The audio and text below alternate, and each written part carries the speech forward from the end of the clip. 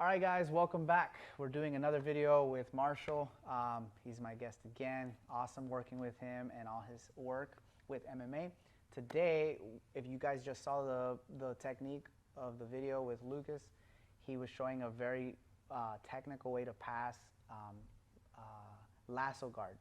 So you have a few questions about it and how it relates to no-gi. Is that right? Yeah, I just want to know how, because I know, for lasso to work, you have to have a gi on.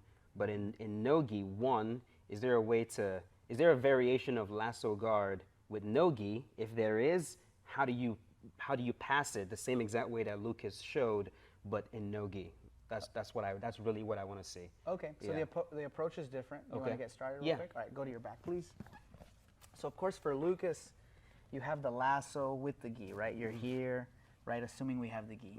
For no gi, he doesn't have any grip, so I don't have to really worry about that. Okay. So if you notice, I'll just kind of talk about when Lucas was talking about going over the shin, right, instead of the knee because you can elevate me. Right. That is true for gi. Okay. For no gi, it's a little different though, and I'll explain why. You have no leverage with the pants because I'm not wearing pants. So if I'm going to do it from no gi, I would approach it, first of all, we'll talk more about competition, sport, no strikes, and then like MMA.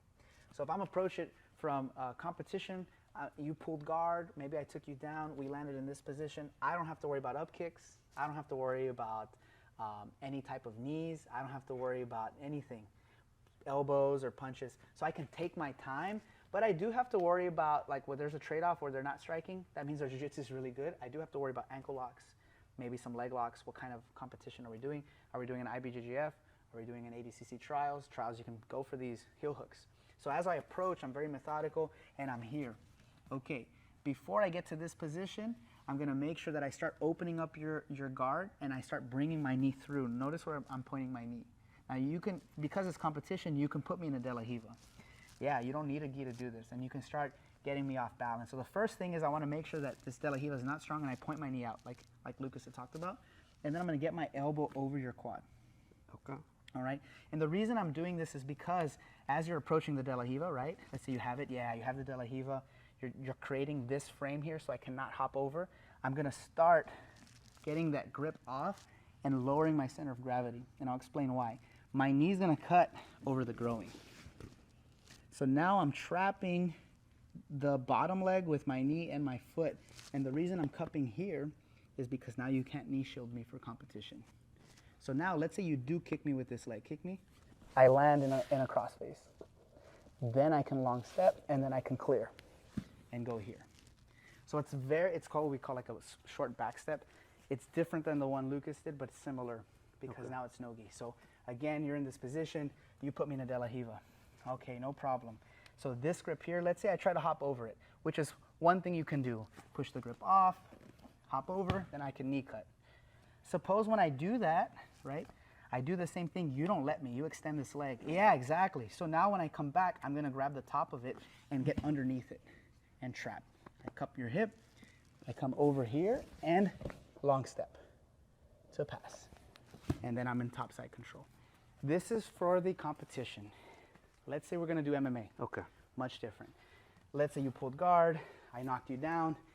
Exactly, up kicks. So now I'm staying very far away, right? A lot of fighters do these kicks, they do upside down kicks, they're fighting here, they get approached. One thing that I've seen a lot of good fighters do, they cover and approach, and now they're inside the closed guard. Now look where I landed. Now I can come here.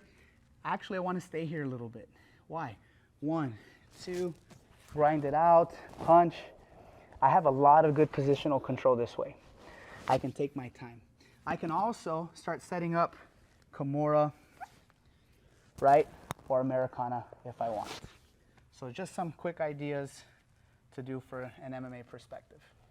That's kind of the difference between the competition, more lax, but also worried about the leg locks, and fighting. I'm up here, I'm up here. When I'm ready, I'm either complete distance or completely tight, not in between like a jiu-jitsu competition. And MMA competition, I'm here. When I'm ready, I cover in case he does try to up kick, and I go through his guard, and now I have my game, my passing game is very tight. So I'm this way, and check this out. I can still throw punches from here. As I throw, now I can control the top, hammer fist, cross face, Kimura, right? I have different options. If there's 10 seconds left in the round, I could spin for a leg lock, right? Just to get some points with the judges if I don't get the leg lock. In MMA, you don't really want to take the risk to lose the top position. Obviously, because in top position, you can fight more. So the few times I train MMA, for example, I never went for a leg lock because that's a big risk.